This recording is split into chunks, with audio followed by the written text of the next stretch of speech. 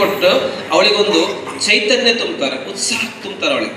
ಅವುಗಳಿಗೆ ಆಲೋಚನೆ ಬರುತ್ತೆ, ನಾನು ಯಾಕೆ ಬೇರೆ ಮೊಸರು ತುಕ್ಕಬೇಕು, ನಾನೇ ಏನು ಮಾಡೋಣ, ಅಡಿಗೆ ಮಾಡಿ ಹುಬ್ಬಳ್ಳಿ ಅಂತ ನಗರದಲ್ಲಿ ಬೇಕಾದಷ್ಟು ನೌಕರಸ್ಥರಿಗೆ ಒಳ್ಳೆ ಆಹಾರ ಸಿಗಲ್ಲ, ಡಬ್ಬಿ ಮಾಡಿ ಟಿಫನ್ ಬಾಕ್ಸ್ ಮಾಡಿ ಆಫೀಸಿಗೆ ಹೋಗಿ ಆರ್ಡರ್ ತಗೊಂಡು ಕೊಡೋದು ಊಟನ. ಅದು ಸ್ಟಾರ್ಟ್ ಮಾಡ್ತಾಳೆ. ಡಬ್ಬಿ 10 ಆಯ್ತು, 20 ಆಯ್ತು, 100 ಆಯ್ತು, 150 ಡಬ್ಬಿ. ಗಂಡನಿಗೆ ಹೇಳ್ತಾಳೆ, ಯಾರ್ದ ಹೋಟೆಲಿಗೆ ಯಾಕೆ ಹೋಗ್ತೀರಿ, ಟೇಬಲ್ ಹೊರ್ಸೋದು ಬೇಡ, ಇನ್ಮೇಲೆ ಒಂದು ಕೆಲಸ ಮಾಡ್ರಿ, ಒಂದು ಸೈಕಲ್ ತಗೋರಿ, ನನ್ನ ಡಬ್ಬಿ ಕೊಡೋ ಕೆಲಸ ಮಾಡ್ರಿ ನೀವು ಅಂತಾಳೆ. ನನ್ನ ಡಬ್ಬಿನ ಒಯ್ದು ಕೆಲಸ ಮಾಡ್ರಿ ಅಂತ. ಇವ್ರು ಹೇಳ್ತಾರೆ, ಅವ್ರ ಮನೆಯಾಗ ಲಾಕರ್ಗೆ ಇಲ್ಲಿನೇ ಆಗ್ತಿದ್ದಿಲ್ಲ. ಅವ್ರ ತಂಗಿ ಮಕ್ಕಳು, ಅಣ್ಣನ ಮಕ್ಕಳು, ತಮ್ಮನ ಮಕ್ಕಳು ಎಲ್ಲರೂ ಅವ್ರ ಮನೆಗೆ ಇದ್ದು ಹೋಗ್ತಾರೆ. ಯಾಕಂದ್ರೆ ನಾವು ಕಲಿತಾ ಇದ್ವಿ, ನಮ್ಮ ಮಕ್ಕಳಿಗೆ ಬೆಳೆಸೋ ಜವಾಬ್ದಾರಿ ನಮಗೆ ಇರ್ತದೆ. ಅದ್ರ ಜೊತೆಗೆ ನಮ್ಮವರನ್ನು ಬೆಳೆಸ್ಕೊಂಡು ಹೋಗೋದಿದೆಯಲ್ಲ, ಅದು ಕೂಡ ಆಗ್ಬೇಕು. ಕುಟುಂಬ ಅಂದ್ರೆ ಕೇವಲ ಗಂಡ ಹೆಂಡತಿ ಮಕ್ಕಳು ಅಲ್ಲ, ಅಲ್ಲಿ ಅತ್ತಿ ಮಾವ ಇರ್ತಾರೆ, ಅಜ್ಜ ಅಜ್ಜಿ ಇರ್ತಾರೆ, ಇನ್ಯಾರೋ ನೆಗಣಿ ನಾದಿನಿ ಮಹಿಮ ಭಾವ ಎಲ್ಲರೂ ಇರ್ತಾರೆ. ಎಲ್ಲರನ್ನೂ ಹೊಂದಿಸ್ಕೊಂಡು ಹೋಗೋದಲ್ಲ, ಅದು ಮನೆಯ ದೊಡ್ಡ ಜವಾಬ್ದಾರಿ. ಹಾಗಾಗಿ ಆರ್ಥಿಕವಾಗಿ ನಾವು ಸಬಲರಾದಾಗ ನಾವು ಕೂಪ ಮಂಡಕ ಆಗಬಾರ್ದು. ಕೂಪ ಮಂಡಕ ಅಂದ್ರೆ ಬಾವಿ ಕಪ್ಪಿ ಆಗಬಾರ್ದು, ಸಮುದ್ರದ ಕಪ್ಪಿ ಆಗ್ಬೇಕು. ಬಾವಿ ಕೊಟ್ಟು ನನ್ನ ಜಗತ್ತೇ ದೊಡ್ಡದಂತಿತ್ತಂತ ಬಾವಿಯ ಕಪ್ಪಿ, ಸಮುದ್ರದಂತ ಗೊತ್ತೇ ಇರೋಲ್ಲ. ಹಂಗ ನಾನು ಬೆಳೆಯೋದ್ರ ಜೊತೆಗೆ ನಾನೇನ್ ಮಾಡ್ಬೇಕು, ನಮ್ಮವ್ರನ್ನೂ ಬೆಳೆಸ್ಬೇಕು.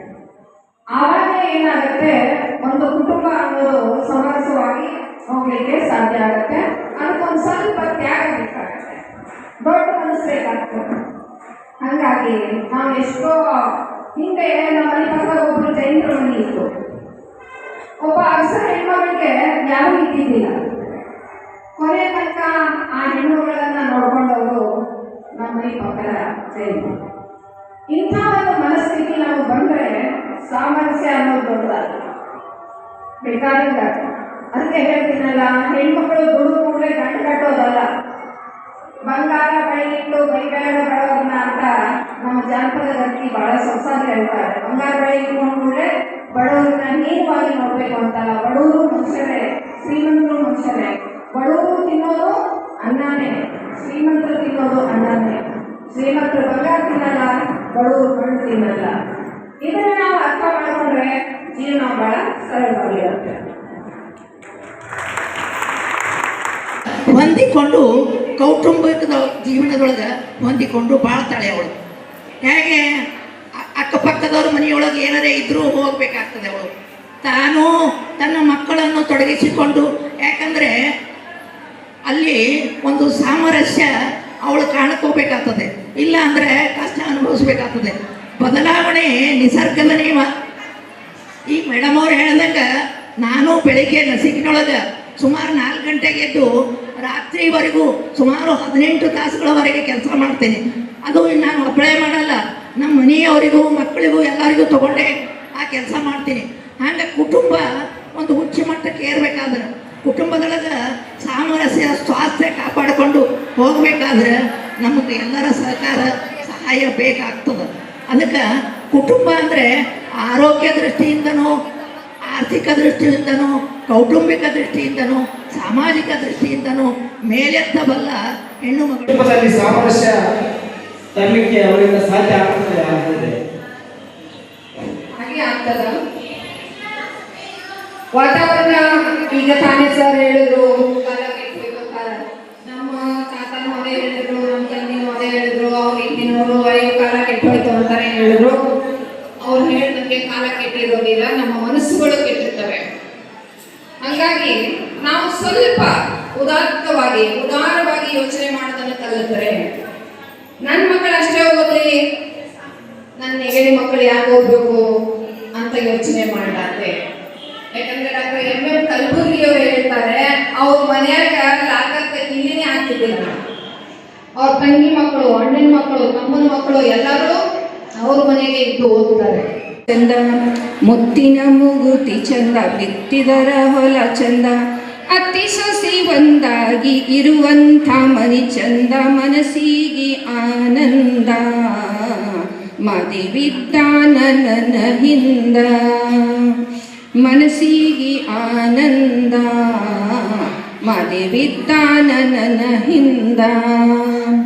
ನಾನೇ ಪುಣ್ಯವಂತಿ ನನಗಿಲ್ಲ ಯತರ ಚಿಂತಿ, ಮಾವ ಒಳ್ಳೆ ಮತಿವಂತ ಕಂಡಬಲು ಗುಣವಂತ, ಅತ್ತಿ ಸೊಸಿ ಇರ್ತಾರ ನನ ಕೂಡ ನಕ್ಕೊಂತ.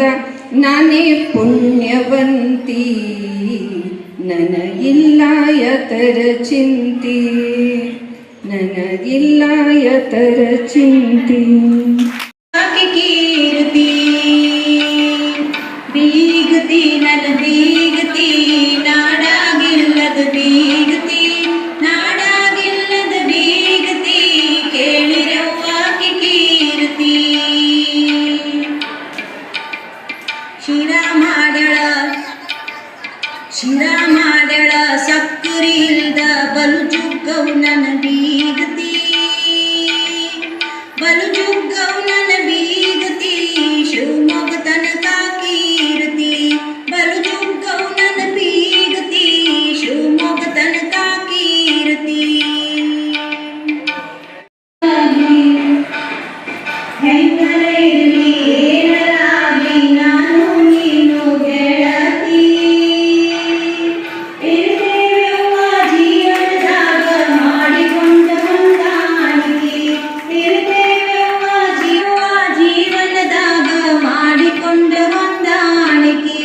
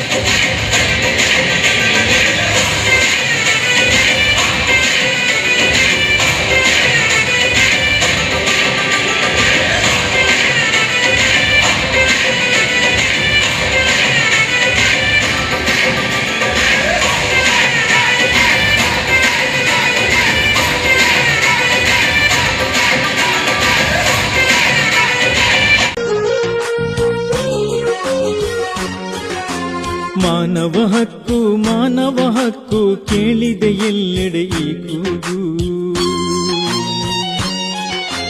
ಅನುದಿನ